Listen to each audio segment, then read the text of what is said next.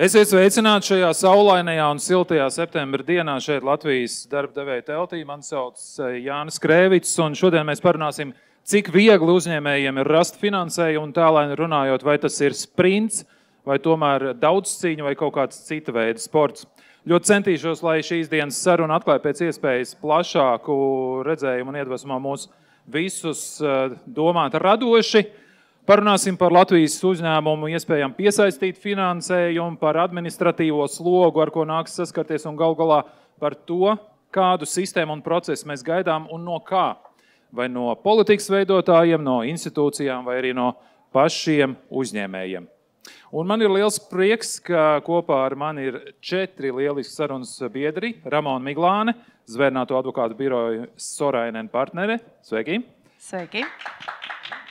Džineta Inus, Rīgas satiksmes valdes priekšsēdētāja. Sveiki! Labdien! Un prieks cēsīs redzēt Ditu Sloku, Cēsu, Alus valdes priekšsēdētājas pienākumu izpildītāju. Sveiki! Un arī Uldis Sērbs, Finanšu nozares asociācijas valdes priekšsēdētājs. Sveiciens visiem! Labdien! Un šai sarunai palīdz notikt arī Zvērnāto advokātu birojas Sorainen un viens no lielākajiem kūdras iegūs un pārstrādes uzņēmumiem Latvijā La Flora, arī kompānijas Rīgas Miesnieks un Orkla. Un pašā sākumā es lūkšu slaido kodu šeit klāt esošajiem un arī šeit jums dalībniekiem būs atjautības uzdevums, jo mēs redzam, mums ir tur aiz Ulda viens tukšs krēsls. Kā jums šķiet, kas ir tas cilvēks, kas mums šodien nav atnācis? Slaido mums laikam nav, bet varbūt varat no vietas pateikt, kā jums šķiet? Ir kādas versijas? Finanšu ministrija. Finanšu ministrija. Kas jums versija? Nu, tad es teikšu ekonomikas ministrija noteikti. Jā, varbūt, ja jums ir iespēja uztaisīt slaido atbildi pavisam ātri, un tad mēs ķersimies klāt pie diskusijas sadaļas. Gaidām atbildes. Tā. Pirmā atbilde ir Altuma Trāpīts. Aicināja, bet izdevās atrast iegantus, kāpēc neatbraukt. Vēl ir kādas versijas? Viktors. Viktors un ekonomikas ministrija. Jā, taisnība, arī ekonomikas ministrija pasākumu rīkotāji aicināja, bet arī viņi neatbrauca. Ir vēl 2 kandidāti, var pateikt. Jā, precīzi. Arī Latvijas Investīcija attīstības aģentūru cilvēku aicināja, bet neatbrauca.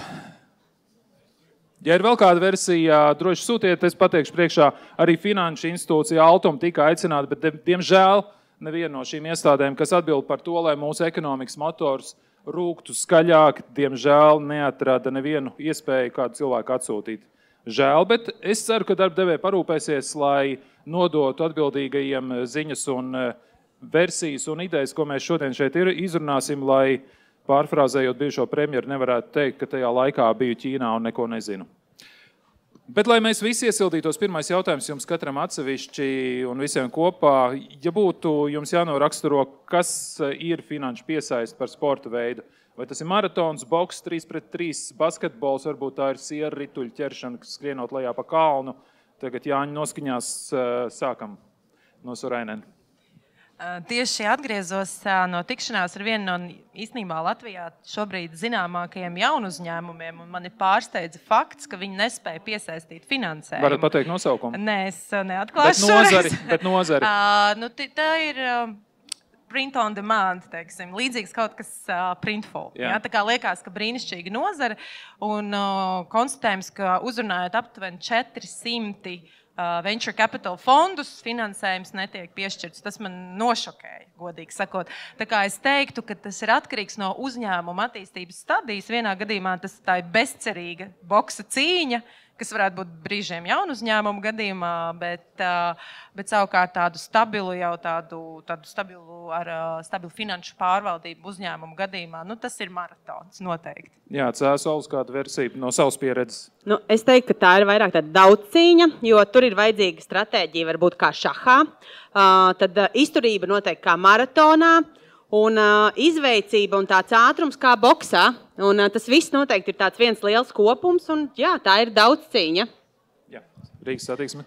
Es arī piekritīšu, ka kaut kādi desmitcīņas elementi noteikti ar paukošanu, noteikti ar barjeras skrējienu. Jūs to no savas pieredzes sakāt, jā. Bet manās izjūtās šobrīd tās ir vada spēles. Mums vajag, mēs zinām kā, bet mēs nedrīkstam. Jā, Uldi, no Komercbankas skatoties puses. Es arī par to domāju. Man liekas, ka drīzāk tas sporta veids ir golfs. Man uzreiz jāsaka, ka es nespēlēju pats golfu. Es tikai zinu viņu teorētiski, bet tur golfā ir divas interesantas lietas, ka var spēlēt arī tad cilvēki, viņi dažādās gatavības pakāpēs, un tāpat arī uzņēmumiem. Viņi var būt dažādi labi, un līdz ar to arī tirgus viņus dažādi izceno. Un otrs ir tas, ka lai viņi darītu vairāk un labāk, viņiem ir principā katru dienu kaut kas jāuzlabo ar sevi, teiksim, un jāpiestrādā pie tā. Tā kā tu nepietiek vienīgi no tā, ka tu zini, kā golfs strādā teorētiski, bet tev principā ir praktiski jābūt ļoti prasmīgam. Tā kā man liekas, ka tā ir tāda pareiza analoģija, kaut reiz no golfa neko nesaprotu.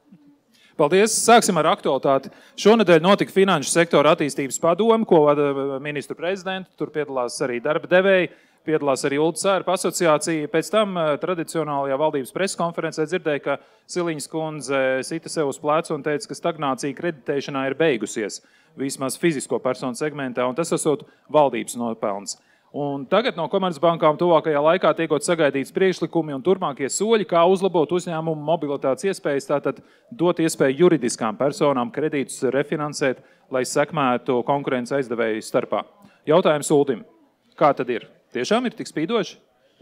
Pirmkārt, ir jāsaka, ka tur, kur valdībai var dot kredītu un par ko viņai ir jāpateicās, ir tas, ka šajos ļoti sarežģītos ģeopolitiskajos apstākļos tiek prioritizēta valsts drošība un aizsardzība, jo bez tā vispār nav iespējama ekonomiska attīstība. Tā kā tur ir jāsaka, ka jā, daudz kas nav izdarīts, bet lūk, šajā jomā valdībai nevar pārmest absolūti neko, un par to viņai ir jāsaka paldies. Tā ir pirmā lieta. Otrā lieta ir tā, ka kreditēšana, jā, tiešām pēc ilgstoša zema līmeņa ir attīstījusies diezgan strauji gan uzņēmumu segmentā, gan arī privātu personu segmentā. To mēs redzam šobrīd ir pieaugums pat iepriekšējā gada attiecīgo periodu, varbūt noteikti virs 5% abiem segmentiem, gan privātu personām, gan arī uzņēmumiem.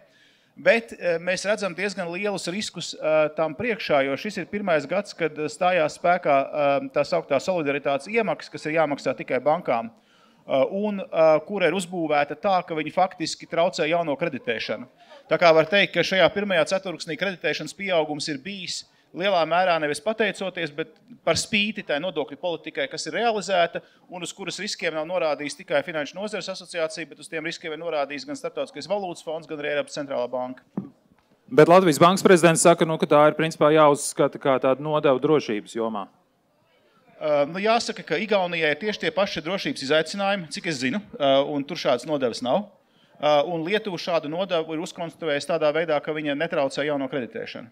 Tā kā, jā, visām nozarēm ir jādod savus pienesums drošībai, par to nav diskusijas, bet tā kā tas ir izdarīts Latvijā, principā ir drīzāk kreditēšanai traucējoši nekā attīstoši. Tad ķeramies pie uzņēmējiem. Kāda ir tā reālā situācija uzņēmēja darbībā Rīgas satiksme? Mēs pirms sarunas runājām par to, ka jūs principā dzīvojat šobrīd ar aizņemtu naudu, ja tā var teikt. Kāda ir tā situācija jūsu uzņēmumā? Mēs strādājam, lai pakalpojumu nodrošināšanā mēs strādājam no nopelnītās un saņemtās vai pasūtītāji apmaksātās naudas.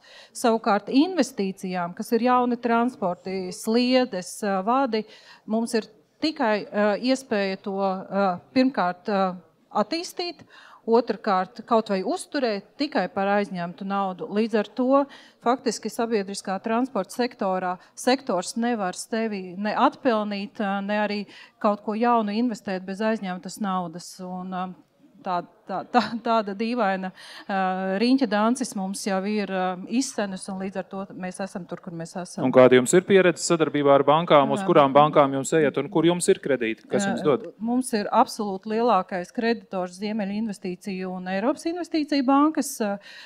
Kredīta apjoms šobrīd ir 260 miljoni, 20. gadā vēl bija 320, un tas ir visi esošie transporti. Tātad visi transporti, ar kuriem brauc rīdzinieki, ir tikai pa šiem aizdevēju piešķirtajām naudām, un plus vēl zemās grīdas tramvajas liežu infrastruktūra ir pa šo naudu finansējuma. Un cik viegls jums šīs sarunas ar bankām notiek, ņemot vērā to, ka jums aiz muguras ir pašvaldība? Pirmkārt, šie ir ļoti seni kredīti, pirms 18. gada jau Kad bija citi noteikumi? Tad bija citi noteikumi un bija arī citi līguma slēdzēji. Šobrīd mums attiecības ir jāatzīst ļoti labas, jo mēs ļoti precīzi, skurpulozi, birokrātiski līdz pēdējām izpildām visus noteikumus, un tam tiek ieguldīts ļoti liels administratīvs resurss. Iepriekš tā nebija? Ziniet, bija laiks, kad Rīgas satiksmes piešķirtos kredītus nedrīkstēja izmantot. Ja? Un tieši tāpēc, ka pārvaldības sistēmā bija ļoti lielas problēmas. Šobrīd mums patiesībā ir daudz piedāvājumu, krietni vairāk piedāvājumu nekā bija iepriekš, ņemt jaunus kredītus, bet mēs nedrīkstam to darīt. Cēsaules pieredze, kāda jums ir un kāda jums ir pieredze sadarbībā ar bankām, un kā jūs to vērtējat? Jā, es sākšu varbūt ar to, ka mēs esam lielākais alus ražošanas uzņēmums Latvijā, kurš līdz šim ir diezgan veiksmīgi spējis pašfinansēties vai mūs arī veiksmīgi atbalstījis, teiksim, mātes kompānija, bet sadarbība ar bankām mūsu gadījumā ir diezgan veiksmīga. Arī pateicoties tam īstenībā, ka mūsu īpašnieki ir Somi. Mums ir gana veiksmīgs, teiksim, kontakts gan ar SEB banku Latvijā, gan ar citām Svedbanku, kas atbalsta visas mūsu, teiksim, aktivitātes un iniciatīvas, ko mēs darām, bet tas, kas varbūt mums ir tāds reizēm interesantākais vai sarežģītākais, kad liekas, ka liels uzņēmums, jums taču viss jau ir. Jūs arī inovējat, jā, mēs inovējam, mēs domājam, kā attīstīt gan savus produktus, gan savas tās iekārtas un tehnoloģijas, jā, un tam ir vajadzīgs finansējums. Tad, Sorēna, jūs tikko pieminējāt to slikto gadījumu, no kura jūs tikko atgriezāties vēl. Kāda jums ir pieredze darbojoties ar klientiem bijusi? Mums kopumā arī ir pozitīva pieredze, jo mēs pārsvarā strādājam ar uzņēmumiem, kuriem jau ir tāda stabila tā darbība, rādītāji, bet tas, ko es šeit diskusijā saklausu, ir joprojām, ko mēs redzam Latvijā, ka tradicionālās iestādes vēlas kreditēt zema riska uzņēmumus, tātad, ko mēs dzirdam, Somi īpašnieki, tātad labvēlīgāka attieksme vai teiksim, ir kaut kāds pārbaudīts biznesa modelis, redzama naudas plūsma. Manuprāt, tā problēma ir tieši mazo vidējo un jaunu uzņēmumu vidū. Tur tas finansējums tiešām nav pieejams un ir ļoti mazs, un tur tiek prasīts jau tiešām kaut ko vairāk pierādīt, un salīdzinot ar citām Eiropas Savienības valstīm, ir krietni sliktāk tā situācija. Bet tās problēmas rodas, kāpēc? Tāpēc, ka nav kaut kāds vienots mehānisms, kur iesaistās, LIA Altums, kas ir kā garants, lai, ja kaut kas noiet šķērsām, bankām ir backup situācija naudas nepazušanas veidā, vai kas pietrūkst? Jā, manuprāt, ir pirmkārt ļoti zema riska apetīte, ir maza konkurence, un līdz ar to tāpēc tiek ņemts ļoti zems risks. Tiek kreditēti uzņēmumi ar zemu risku, lai būtu ļoti perfekti kredītu portfeļi, ar zemiem default reitiem, un tā ir tā lielākā problēma. Tīri un balti klienti, tā teikt, jā? Precīzi. Uldi, atbilde? Kāpēc tā? Es domāju, ka tā realitāte ir tāda, ka katram uzņēmumam savā attīstības posmā ir sava veida finansētāji. Tā kā ja mēs paņemam uzņēmumu, kuram ir, teiksim, zem 50,000 apgrozījums, pamatā viņi finansē tikai ģimene, draugi, kā angļi teiktu, fools, family un friends. Tad, kad tas uzņēmums aug, viņam parādās varbūt apgrozījums sākot ar 1 miljonu, viņam jau ir iespēja piesaistīt arī, teiksim, banku finansētājus, pa to starpu viņi dabū iekšā tātad riska kapitālu, pre-seed, teiksim, Series A un tā tālāk. Tā kā, jo mazi uzņēmumiem principā ir grūti un pat teorētiski nav pareizi finansēties bankās, bet tad, kad uzņēmums aug, tad pirmie, kas parādās, ir eņģeļu investori, pēc tam parādās riska kapitālisti, dažāda veida, un tikai pēc tam parādās bankas. Un Latvijā tā šaurā vieta īstenībā ir arī tā skaitā, es teiktu, riska kapitālisti, lai gan tas ir ļoti strauji augošs segments, bet es jums iedošu nedaudz speciāli meklēju ciparus, kas varbūt ir interesanti. Tātad mums ir bijušas pagājušajā gadā transakciju daudzums, kuros riska kapitālisti ir ieguldījuši naudu jaunu uzņēmumos, 34 transakcijas saskaņā ar attiecīgi Change Ventures pēdējo reportu. Un tas īstenībā ir aptuveni tādā pašā līmenī kā 19. gadā. 19. gadā bija 37, tad bišķiņi uzauga līdz 42,000 gadā, bet reāli ir aptuveni 40 darījumi, kas gadā tiek finansēti, kuros uzņēmumi piesaista naudu no riska kapitāla, un apjoma ziņā viņi ir varējuši piesaistīt 34 miljonus. Jūsuprāt, tas ir daudz? Es gribēju teikt, ka tā summa būtiski mainīsies no šī gada, jo ir iestājies spēlē Altums. un to visi zina, un principā tā summa var vismaz dubultoties pie tā nosacījuma, ka pretī ir uzņēmumi, kur to naudu ir spējīgi paņemt. Bet jūs varētu arī dubultojot to summu, tas būs pietiekams apjoms. To ir grūti prognozēt, jo šobrīd tiešām tie ģeopolitiskie riski ir tādi, ka ļoti daudz investori, kur neskatās Baltijas virzienā. Kā jums Rīgas satiksmē un CSALU ir šī ģeopolitiskā situācija kaut kādā veidā ietekmējusi sarunas ar finanšu piesaistes institūcijām? Ar finanšu piesaistes institūcijām noteikti ne, jo visas finansējums esošais aizņēmumi nāk no Eiropas, no lieliem investoriem. Mums vēl ir sadarbības dēļ pēdējās piegādes zemās grīdas tramvajiem ar Čehu eksporta kredīta banku. Līdz ar to pēc būtības šie apstākļi nav ietekmējuši. Tie ir citi ekonomiskie faktori, kurus ietekmē gan Ukrainas, gan pandēmijas faktors. Bet uzņēmēju pusē, kas ir tie lielākie izaicinājumi, ko jūs saskaraties, tad, kad jūs ejat pie finanšu institūcijas un runāties? Kas jums ir tas, ko viņi prasa, un kas ir tas grūtākais, kurā vietā jums tā saruna varbūt iesprūst? Status. Mēs esam pašvaldības kapitāla sabiedrība, kas ir ieskaitīta valsts budžeta deficīta veidojošajā kopumā, un līdz ar to mēs faktiski bez finanšu ministrijas atļaujas un igadējā budžeta atļaujas nevaram neko papildus aizņemties un vēl klāt. Un ar to mēs arī beidzam visas sarunas. Tajā brīdī, ja būs atrisināta šī bezizēja, mēs būsim gatavi ņemt jaunus aizdevumus, jaunu transportu iegādē, jaunai infrastruktūrai, un tad jau mums ir kaut kādas iespējas arī par kaut ko vienoties. Bet kādā līmenī šobrīd tā saruna par status maiņu ir? Ir par to diskutēts? Nē, tiešām nav nekādā, jo mēs jau vairākus gadus pēc kārtas mēģinām pierādīt, ka šīs investīcijas sabiedriskajā transportā ir jāveic katru gadu, nevar reizi 20 gados un cerēt, ka mēs ļoti kvalitatīvs pakalpojums būs. Bet pagaidām mēs esam šajā riņķa dancī normatīvais akts, valsts budžeta deficīta limiti, investīciju apjomi un tā mēs te maļamies. Bet tas ir jautājums Viktoram, kurš nav atbraucis, Ašarādenam, nezinu, vai Klenberga jaunajai koalīcijai? Nē, tas ir valsts politikas jautājums, jo šie ierobežojumi ir noteikti ārējos normatīvos aktos un patiesībā ir pašvaldībai pat ir diezgan mazas iespējas ietekmēt, izņemot caur pamatkapitāla palielināšanu vai tiešo naudas piešķīrumu. Ja mēs runājam par sadarbību ar kredīti institūcijām un bāzētām investīcijām uz aizņēmumiem, tad tas ir valsts politikas jautājums. Jā, kāds ir CSALUS pieredzes stāsts par to, kādi jums ir bijuši grūtību gadījumi sarunās ar komercbankām? Es teiktu, tāda ļoti liela izaicinājuma nav, bet ņemot vērā, ka mūsu biznesa vide ir diezgan dinamiska un ātra, un reizēm varbūt tas ierobežojušais faktors ir laiks. Cik laiku tas paņem, sarunas, pārunas vai tās visas lietas reizēm ir, liekas, tad bišķiņā ātrāk vajadzētu ieslēgt to gaitu, ja, lai tomēr varētu iet uz priekšu. Bet, kāds piemērs, cik ilgi tās sarunas notiek, plus mīnus?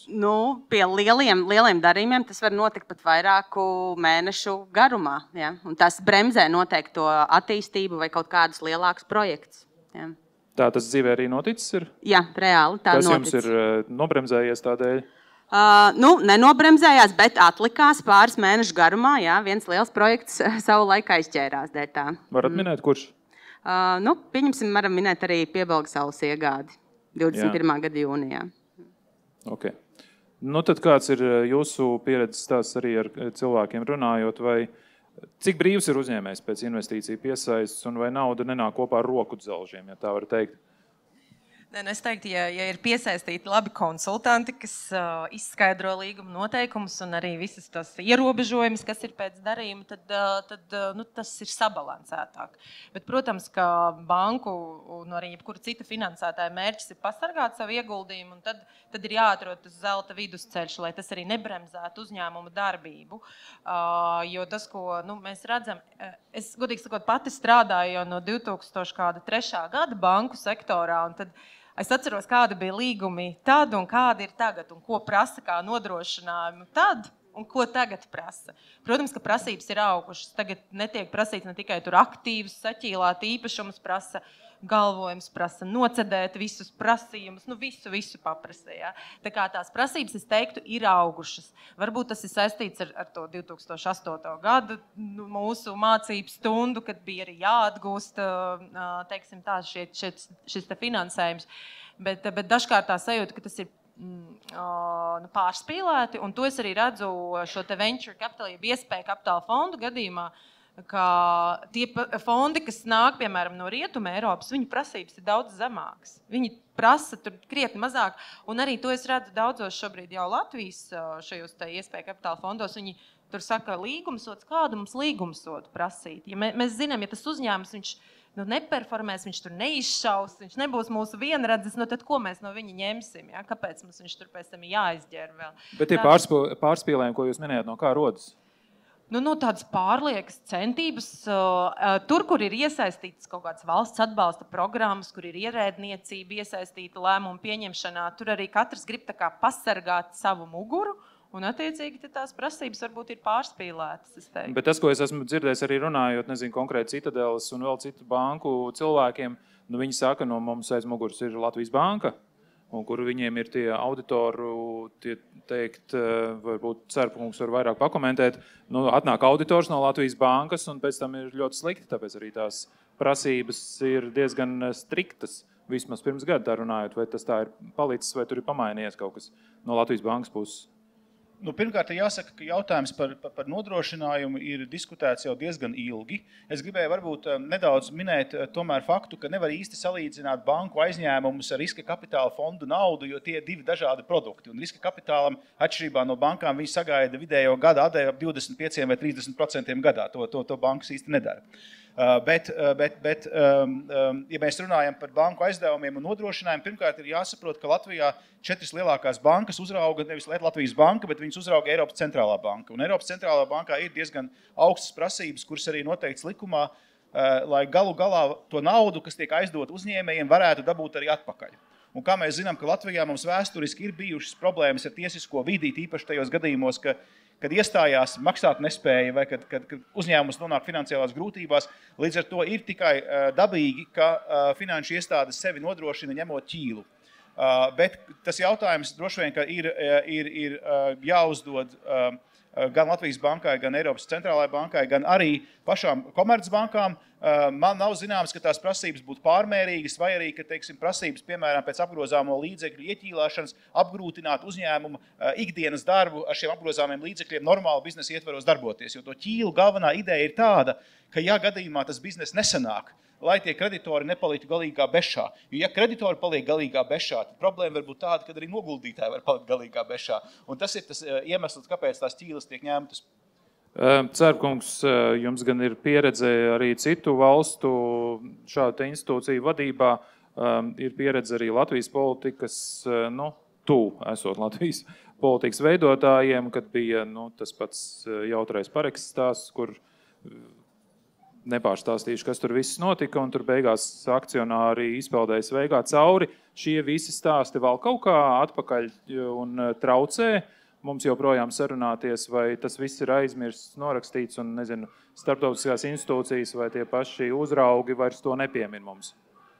Es domāju, ka vienīgais kanāls, ar ko tas var darboties, ir tas, ka bankas, kad viņas konstruē savus risku modeļus, un tas Latvijā tikai attiecās uz principā 2 bankām. Un ar to risku modeļu palīdzību aprēķina, cik daudz kapitāla viņam jātur pret saviem kredītiem, viņiem ir jāņem principā vērā, vairāk kā 10 gadus veci dati.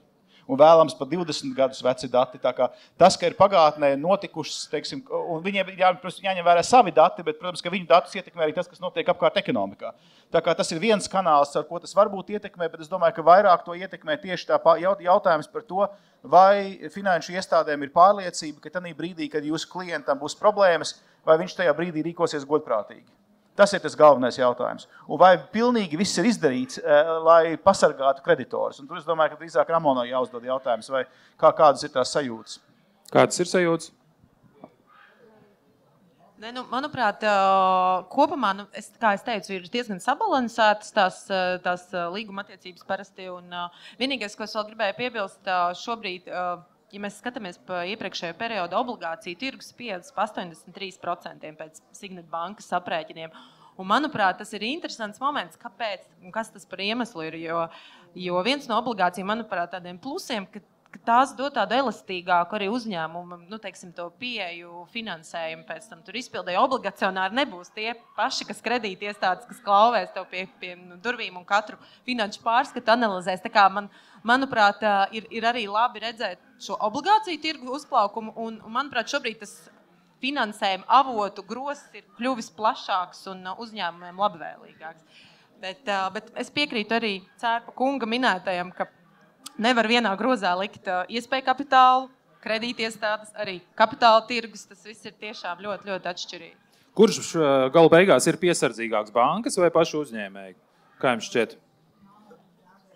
Es gribēju vienu lietu iestarpināt vēl par to obligāciju tirgu, jo tas ir ārkārtīgi svarīgi, man liekas, ko Ramona pieminēja, ko vajag saprast. Tad tas, kas Latvijā var teikt, ja mēs runājam par to, kādas ir alternatīvas bankām, ir skaidrs, ka normālā tirgus ekonomikā ir jābūt alternatīvām bankām. Pareizi.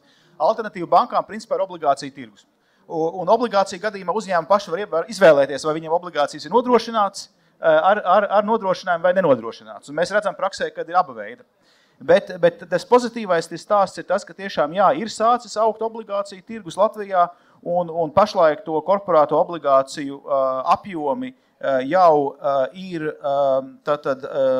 gandrīz 700 miljoni, tuvojās miljardam.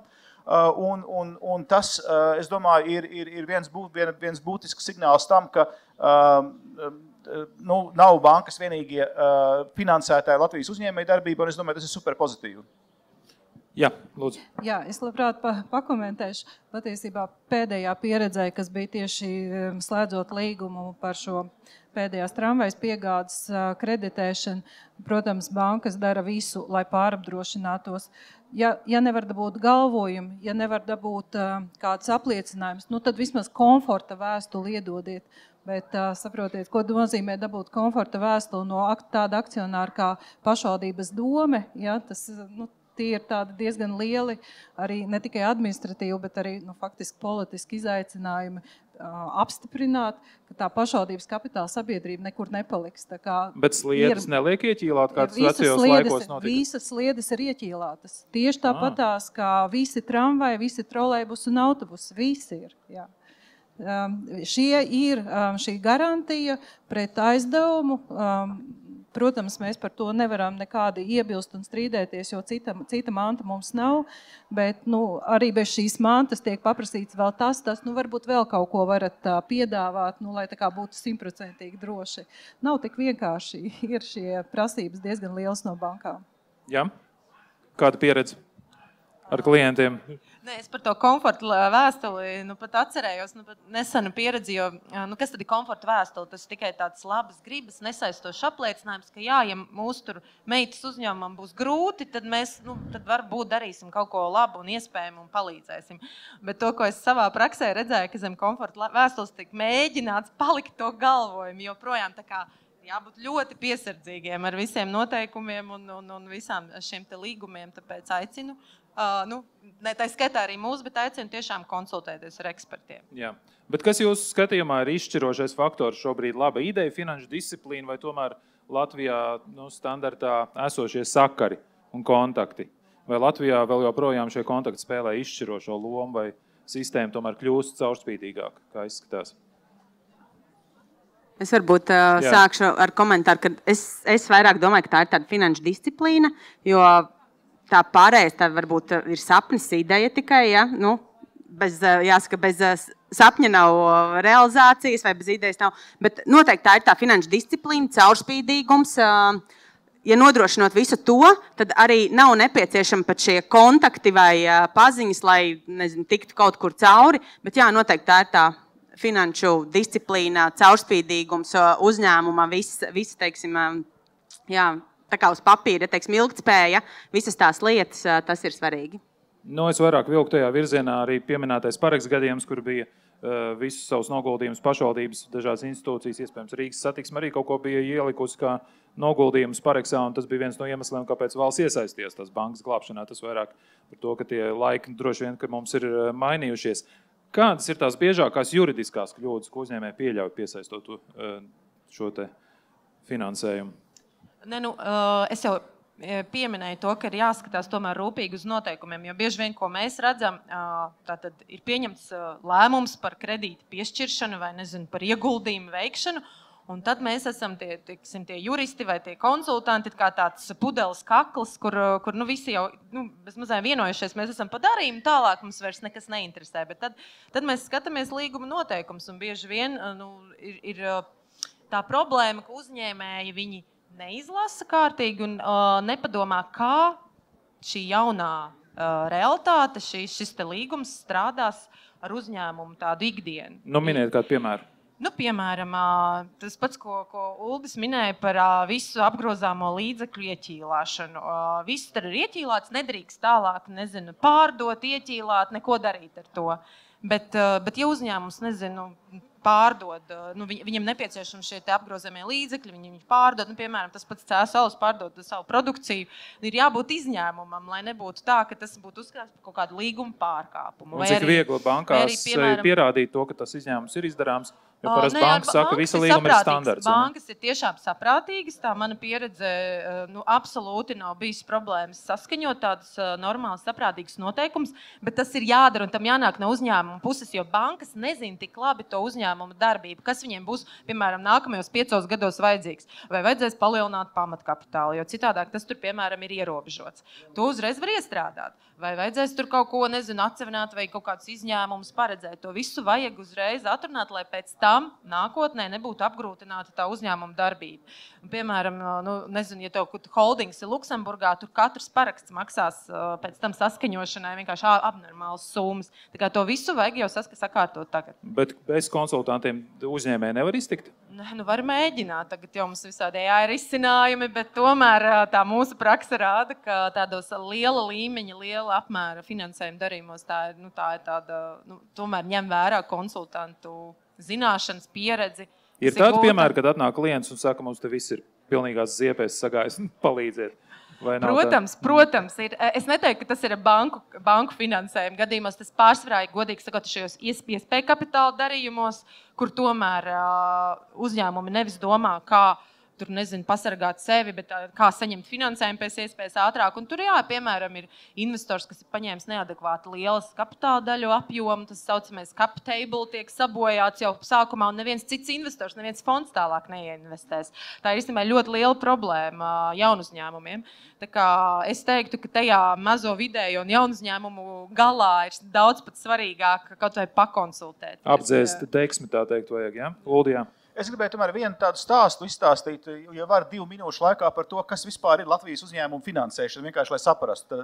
Latvijā darbojās 2023. gada beigās saskaņā ar SEB bankas veikto un publicēto pētījumu, ko katrs var izlasīt, tātad aptuveni 120,000 uzņēmumu. Atcerieties ciparu. Un tagad mēs uzdodam sev jautājumu, cik no tiem 120,000 uzņēmumiem vispār ir kreditējami. Un paņemam kritērijus. Pirmais, mēs varam visi vienoties, ka uzņēmumi, kuriem ir negatīvs kapitāls, nav kreditējami. Piekrītam. Vairāk kā 30% no uzņēmumiem atkrīt. Automātiski. Nākamais.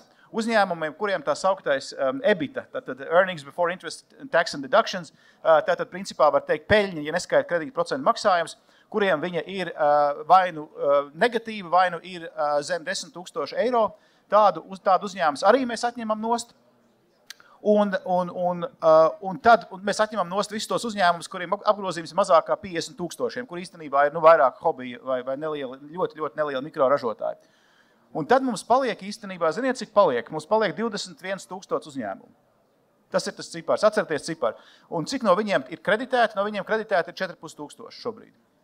Papildus tam vēl ir kreditēti 5,500, kuri tai metodoloģijā skaitās kā nekreditējām. Bet, protams, ka dabā droši vien, ka ja rūpīgi iepazīstās situācija, varbūt īpašnieks dod garantijas un tā tālāk.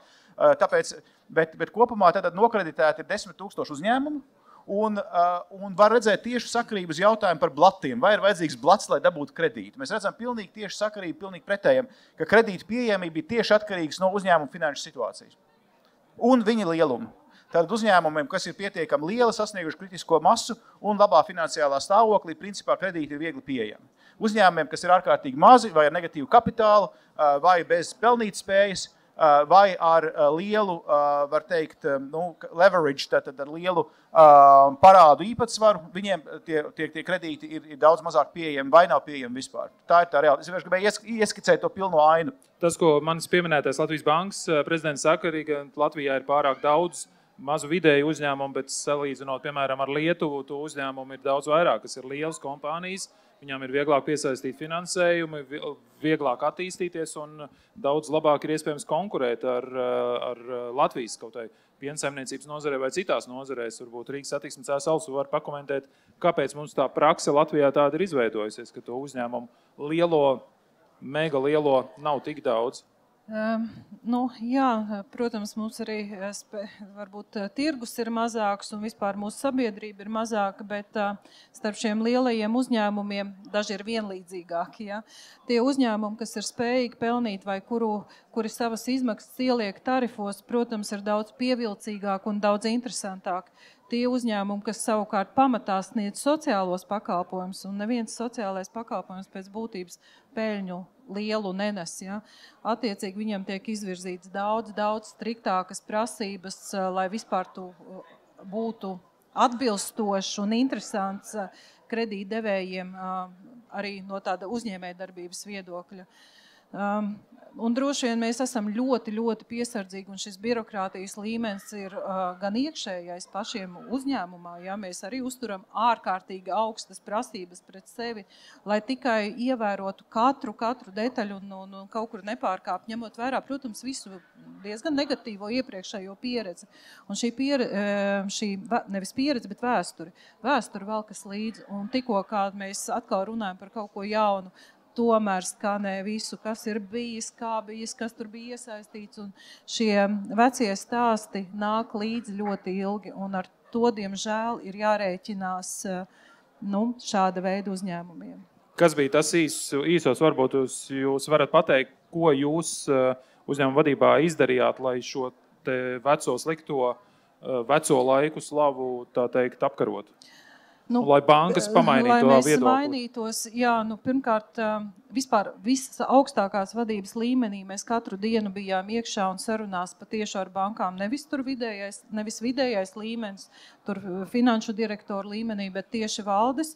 Otrkārt, mēs mainījām arī vidējā līmeņa vadītājs. Tīri vārds, uzvārds, 12, daudz. Lielākā daļa no vidējā līmeņa vadītājiem ir jauni, strādā savādāk, un mēs nodrošinām iekšēji ļoti dziļu komunikāciju ar aizdevējiem tādā līmenī, ka mēs pat bija laiks, kad mēs atskaitījāmies Ziemeļu investīciju bankām, sniedzām dokumentus, pierādījumus, kā mēs esam mainījuši iekšējās procedūras, procesus, pierādījām, apliecinājām, ka viņi tiek uzturēti vismaz 3 gadu laikā. Šobrīd, mums notiek jau tāda normāla sadarbības forma, bet līdz tam tas bija diezgan izaicinošs administratīvs darbs katru dienu. Jā. Mēs jau esam vairāk pāri pusē sarunā, mēs varbūt varētu kolēģiem, tehniķiem palūkt, ka var uzlikt QR kodu, lai mēs varētu saņemt arī skatītāju jautājumus, varbūt tādi ir radušies šīs diskusijas laikā. Uldi, ko tieši praktiski būtu jāmaina politikas veidotājiem, bankām vai uzņēmējiem pašiem, lai Latvijā būtu aktīvāk šī finansējuma kultūra? Kura pusē bumba ir?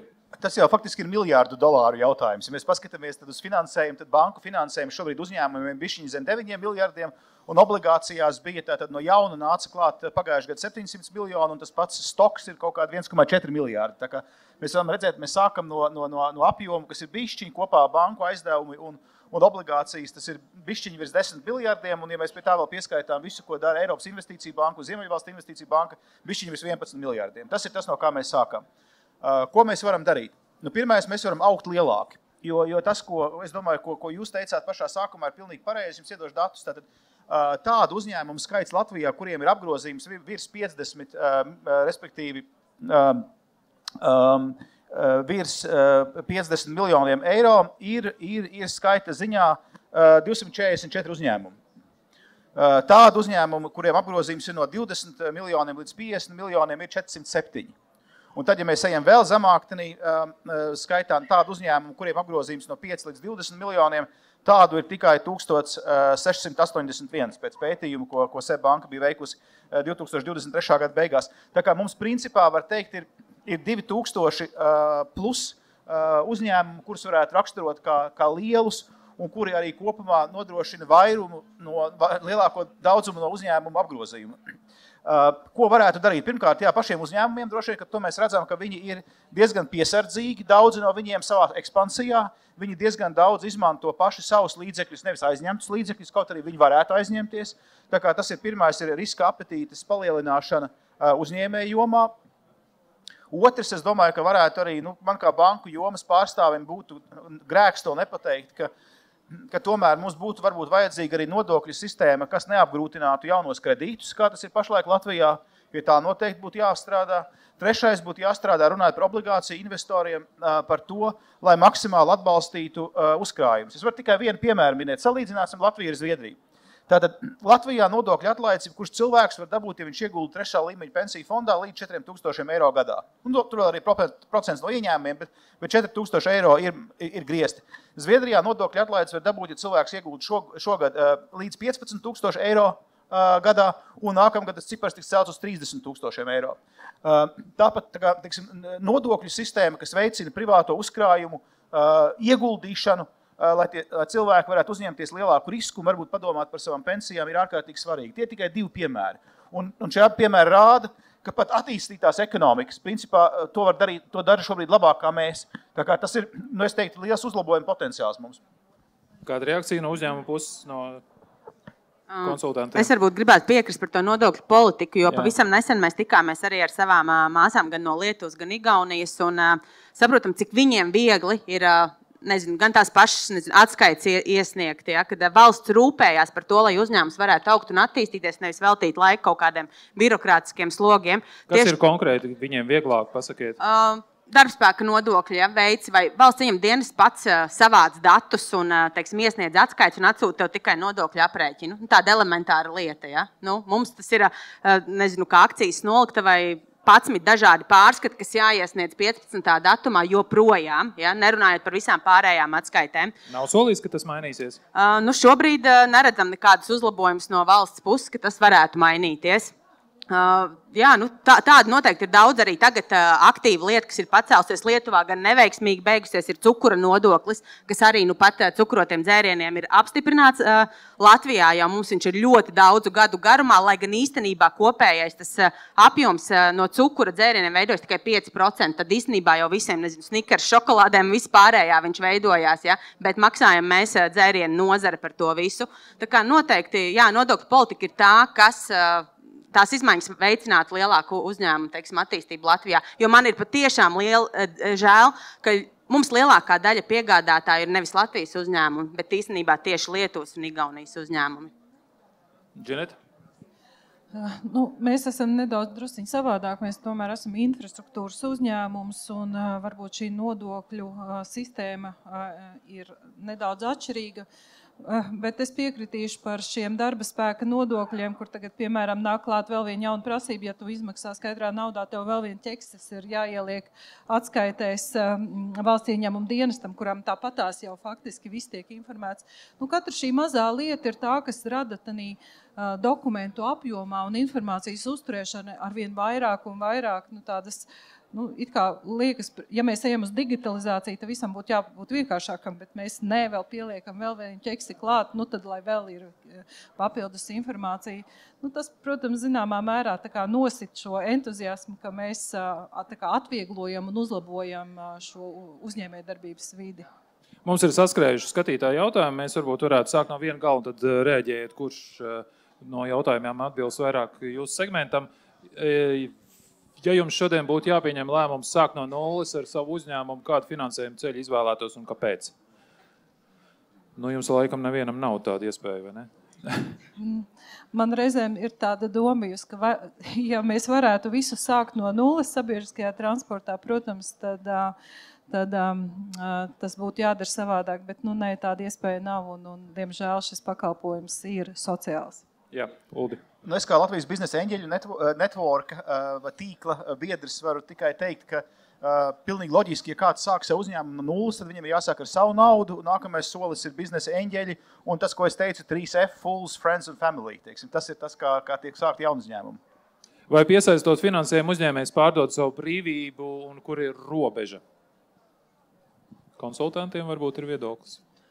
Manuprāt, finansējums ir asinsrita, tad ko vērta ir brīvība, jo tu nevar izplest spārnus un attīstīties. Tā kā es ļoti, ļoti rezonēju ar to, ko Uldis teica par uzņēmumiem, ka jābūt drosmīgākiem un jāiet ārpus Latvijas, un es ar apbrīnu raugos uz tādiem uzņēmumiem kā Eko Baltija, kas pērk uzņēmums ārpus arī, cik zinu, tie paši mūsu Baltikovo un vēl. Un es domāju, ka uz tajā virzienā ir jāiet, mums jābūt drosmīgākiem. Un tam ir vajadzīgs finansējums. Jā, lūdzu. Nē, es domāju, ka nē. Finansējums ir iespēja attīstīties un attīstībai nav robežu. Tā kā es gribētu teikt, ka ja tas uz labiem sadarbības pamatiem tiek veidots, ar apziņu, ka aizņēmums ir jāatdod un ar to ir jārēķinās, tad tur nav robežu, viņas nevajag novilkt. Es varbūt arī piekomentēšu, ņemot vērā, ka mēs arī esam sasnieguši kaut kādu robežu, kur vai nu jāpaliek tajā līmenī, kur esi, vai tomēr ir kāds nākošais solis.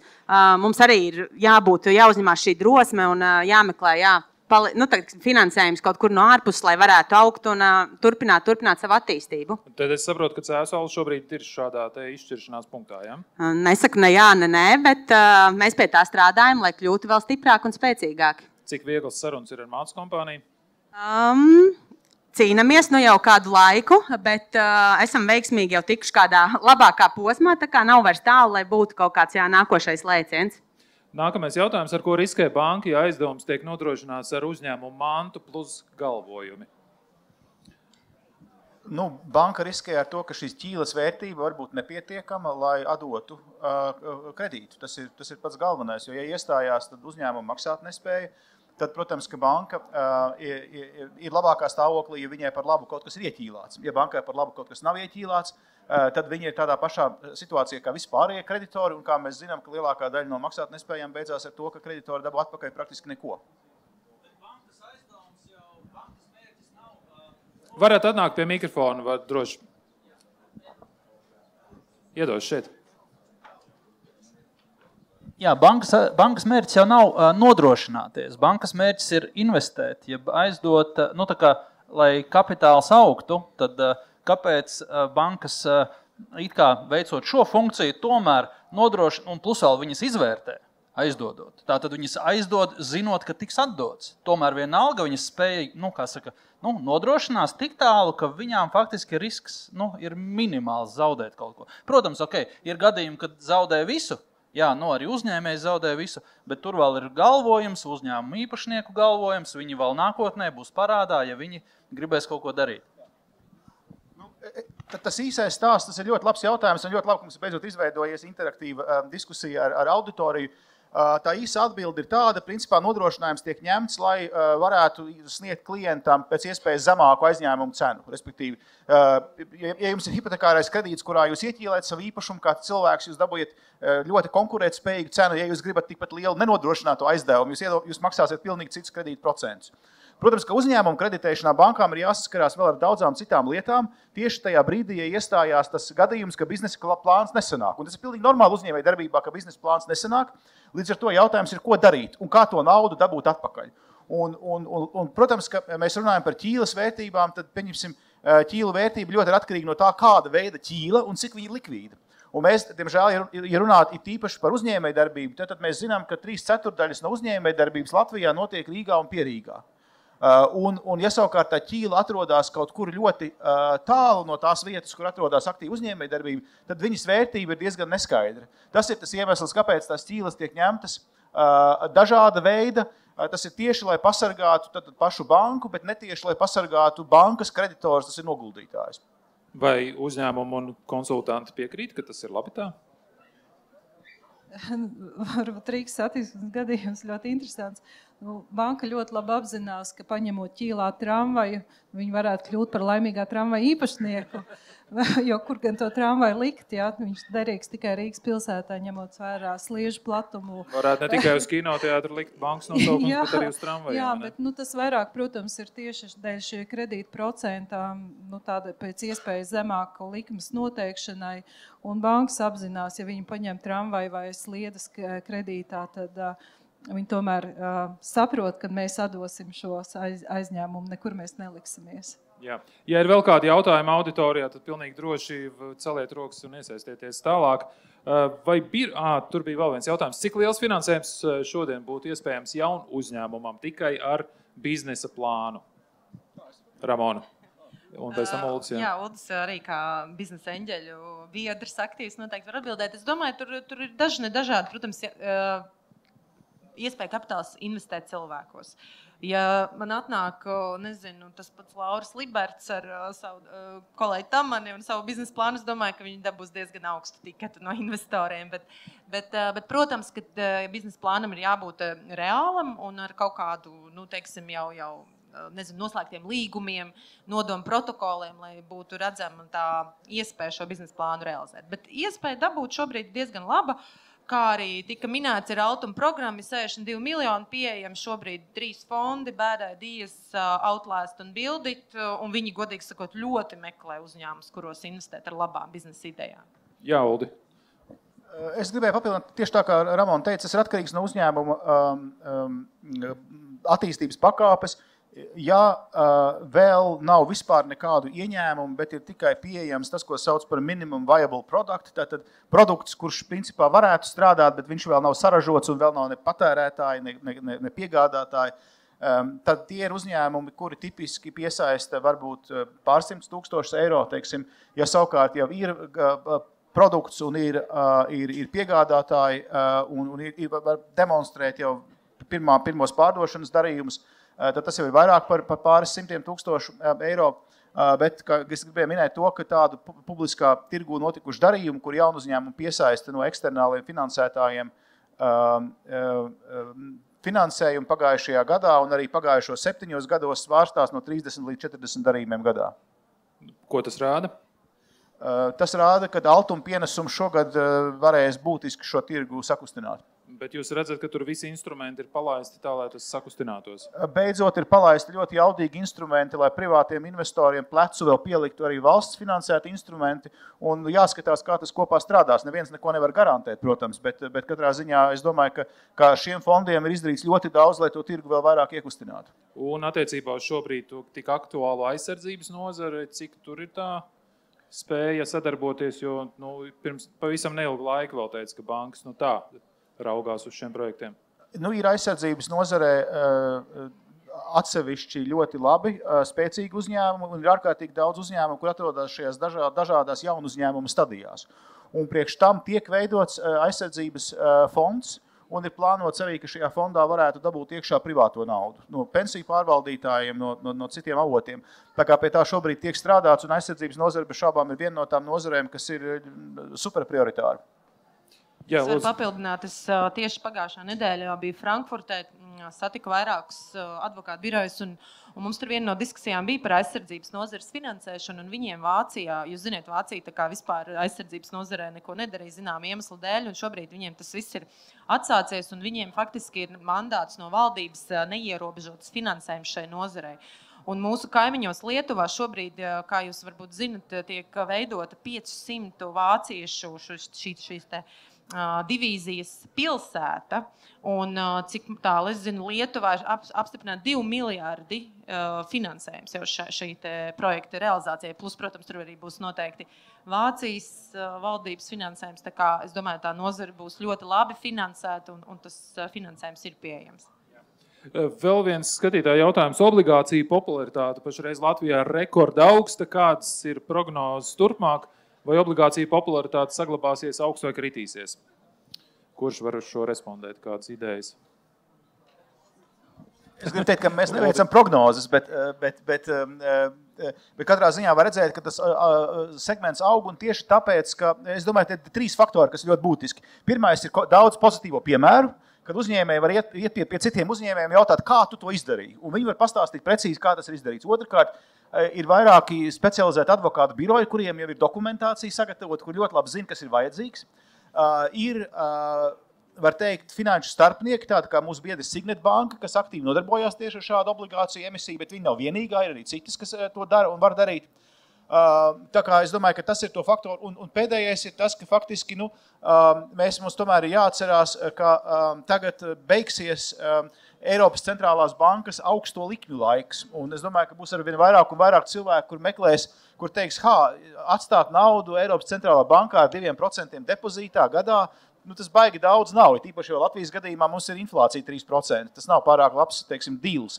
Tā kā es domāju, ka būs arī pieprasījuma pusē ar vairāk investori, kas jau ir pazīstami ar ieguldījumu obligācijās.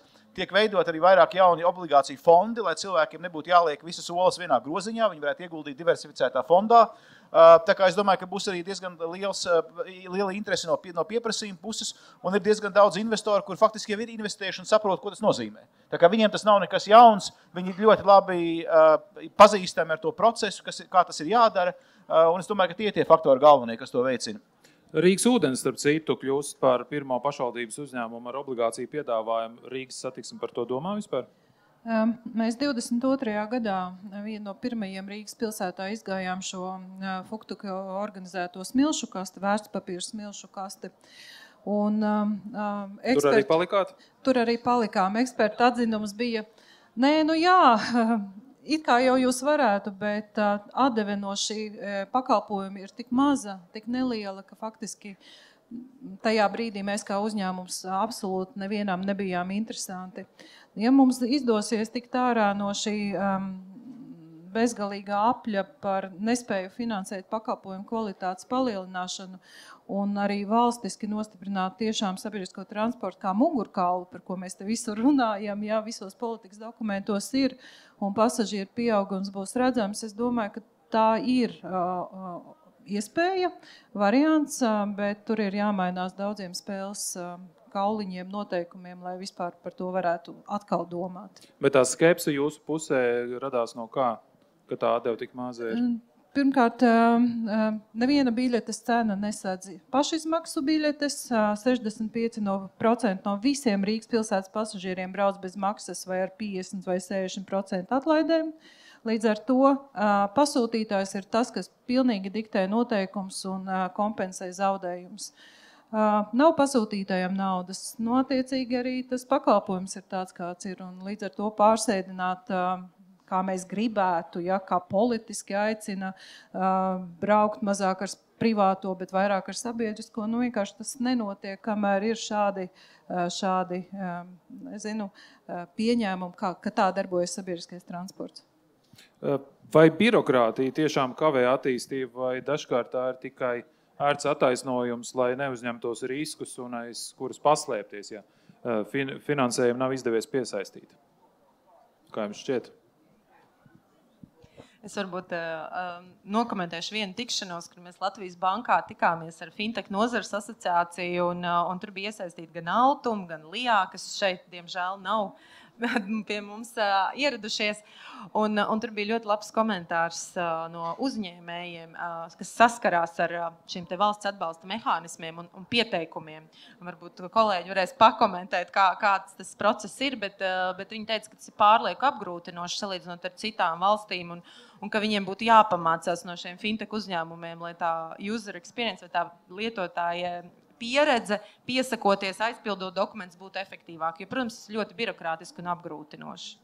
Jā, ir kaut kāda pieredze, ar ko būtu iespējams Es gribētu teikt, ka Latvija ir tāda pirmrindnieki, man liekas, vienmēr šajā dokumentu ziņā, kas ir jānoformē, jāizpilda, kam vienmēr jābūt ir gataviem, bet birokrātija, no tā mēs saprotam šobrīd, ka izvairīties nevaram, un man šķiet, ka daudzi attaisnojās ar to, vienkārši, kad, bija daudz jāpilda, tāpēc nedaram, bet īstenībā tas viss ir izdarāms, vienkārši prasa laiku, prasa cilvēku resursus, bet Latvijai būtu jāpamācās un jākļūst tādiem bišķiņi efektīvākiem arī šajā digitālajā laikmetā. Jā, lūdzu. Jā, es varu paturpināt. Kārtībai ir jābūt un ir jābūt ļoti akurātiem, precīziem pārskatiem, bet ir savas robežas. Piemēram, sabiedriskajā transportā mēs dzenājam un uzskaitam katru pasažieru, katru validāciju līdz vienam salīdzinām, piemēram, ar valsts pasūtītāju autotransporta direkciju gadiem. Pusotru gadu mēs varam salīdzināt pasažieru pārvietošanās datus, piemēram, atsevišķā maršrutā vai maršruta daļā. Tā kā ir mums ļoti jādomā par šī, nevienam nevajadzīgās birokrātijas sistēmas uzturēšanu tādā apmērā. Kādu vienu praktisku vai iedvesmojošu padomu jūs varētu dot uzņēmējiem, kurš ir tikko sācis domāt par iespēju, ka vajadzētu piesaistīt finansējumu, kā jūs varētu viņu iedrošināt, kā nenobīties no pirmā nē, kas ātrāk vai vēlāk varētu izskanēt no banku puses, un ko jūs šodien vēlētos, lai valsts uzklausītu no šīs diskusijas? Varbūt sākam ar to ieteikumu uzņēmējiem. Varbūt ne tikai uz bankām tas attiecināts, bet mans ieteikums vispār uzņēmējiem, kas sāk šo ceļu, mums ir brīnišķīga māja, kas saucās Startup House, un tur ir brīnišķīga komūna, kur var gūt ļoti daudz labus padomus. Tur ir daudzi fondi, investori, uzņēmēji ar pieredzi, kas var tajā sākumā iedot ceļamaizi un labu padomu. Tā kā apgrozīties tai nozarē un nebaidīties. Jā.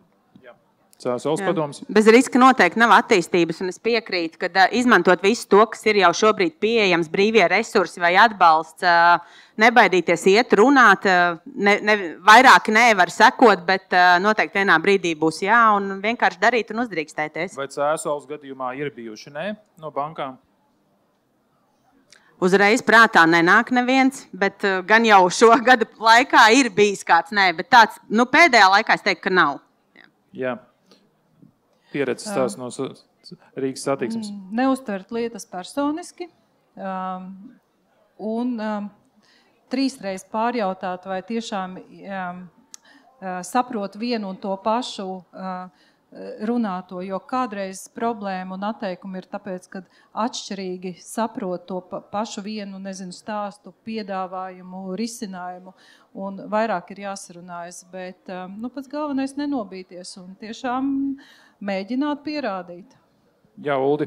Es domāju, tas, ko Džineta teica, ir ārkārtīgi svarīgi, jo uzņēmēja darbībai tāpat kā jebkurā citā piemērā, pieņemsim, jūs gribat iestāties labā universitātē, jūs uzrakstat nevis vienu pieteikumu, jūs droši vien, ka uzrakstat 25 pieteikumus. Un var gadīties, ka no 25, 24 pasaka nē, bet viens pasaka jā. Ar uzņēmēja darbību tieši tāpat, tā kā principā tā ir tā pati problēmas būtība, ka ļoti bieži pamatā tu saņemsi atbildi nē uz taviem jautājumiem, bet tas ir pilnīgi dzīves sastāvdaļa. Tā kā mans ieteikums būtu darīt to, ko Ramona pieminēja, biedroties ar citiem uzņēmējiem un varbūt dabūt sev kādu labu mentoru, kurš jau ir uzņēmēja darbībā. Un kāds ir ieteikums tukšajām krēslām? Ekonomikas ministrija, Latvijas Investīcija attīstības aģentūra, CFLA, Finanšu institūcija Altums, kuri neatbrauca. Kas būtu viņiem no šīs diskusijas, jūsuprāt, tas galvenā esence, ko vajadzētu ņemt vērā gan no uzņēmēja pieredzes banku sektora konsultantiem, ko jūsuprāt vajadzētu atzīmēt obligāti? Iejusties uzņēmēju ādā. Bet vai tad viņi to nespēja izdarīt? Viņi nespēja šobrīd, Kāpēc? Diemžēl. Tāpēc, ka viņi skatās no tās birokrātijas, no birokrāta skatu punkta ļoti bieži. Kā to mainīt? Varbūt jāpiesaista vairāk uzņēmēji vai ar pieredzi uzņēmējdarbībā šajā birokrātijas aparātā. Un otrs, nebūt pirmrindniekiem un vienmēr salīdzināt ar kaut vai Baltijas valstīm, lai mēs spētu konkurēt. Nebūt tiem stingrākajiem uzraudzībā vai kaut kādu prasību ieviešanā. Ja mēs konkurējam valstis kaut vai Baltijas līmenī, arī Eiropas līmenī, lai mēs radītu vidi, kāpēc šeit nākt un veidot uzņēmumu. Bet ir taču dažāda veida palātas un nezinu, kādi tur formāti, gan valdības mājā un vēl kaut kur notiek sapulces. Te mēs dzirdējām no Bitas kunga kliedziena Twitterī, ka tās sapulces notiek tā uzaicina un tad nedēļu pārceļ šos laikus un sanāksmes nenotiek. Bet kāpēc jūs tā skeptiski raudzījāties, ka es to teicu? Es sapulcēs dažkārt piedalos, bet diemžēl tā griba tiem birokrātiem nebūs tik liela kā mums uzņēmējiem. Mums jāiet un jācīnās, bet es saku, vajag tomēr iepludināt uzņēmējus tajā aparātā vairāk. Jā, CSOs ieteikums. Izņēma vārdus no mutes, noteikti modernāki, fleksibilāki, vairāk uz digitālo vidi vērsti. Un, jā, noteikti svarīgs ir tas uzņēmēja darbības vides iepludināšana, kad cilvēki saprot, par ko ir tas biznesa stāsts, par to, kas reāli notiek tajā un kā to visātrāk un visefektīvāk izdarīt. Jā, lūdzu.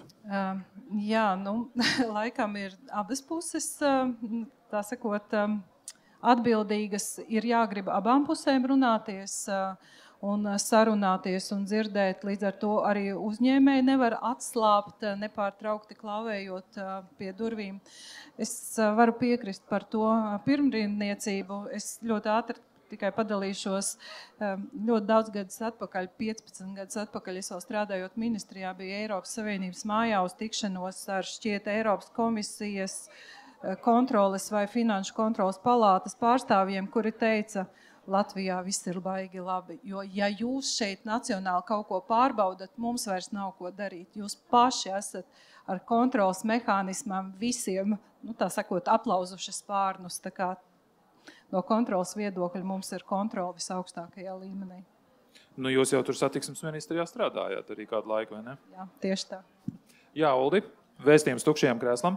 Nē, pirmkārt, es gribu teikt, ka krēsls nav īsti tukšs, jo Altums ir mūsu biedrs un īstenībā tā kā viņš ir vairāk kā pus aizpildīts, bet es nevaru minēt, protams, par ekonomikas ministriju vai finanšu ministriju, bet es domāju, man drīzāk jautājums tiešām ir par ekonomikas un finanšu ministriju un par arī LDDK priekšsēdētāja Andra Bites ikonisko tvītu, ko tagad visi Latvijā droši vien pazīst par to, ko nozīmē tikties ar valsts iestādēm.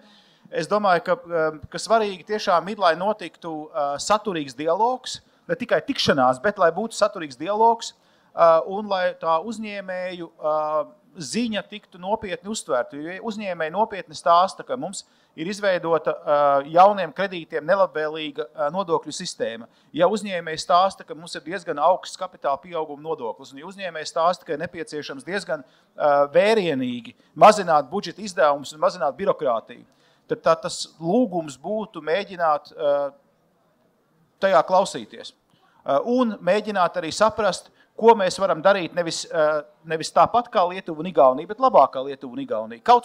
Kaut vai šajā līmenī izmantot šīs divas valstis kā, var teikt, salīdzināšanas iemeslu, jo viņas pēdējā laikā ir diezgan daudzas pareizas lietas izdarījušas. Arī nepareizas lietas, bet mums, piemēram, ir iespēja tātad saglabāt pensiju otro līmeni, atšķirībā no tā, ko ir izdarījusi Igaunija vai ko potenciāli grasās darīt Lietuva. Tā kā Lietuva un Igaunija ir ārkārtīgi labs latviski runājot benchmarks. Pie tā arī pieturēsimies.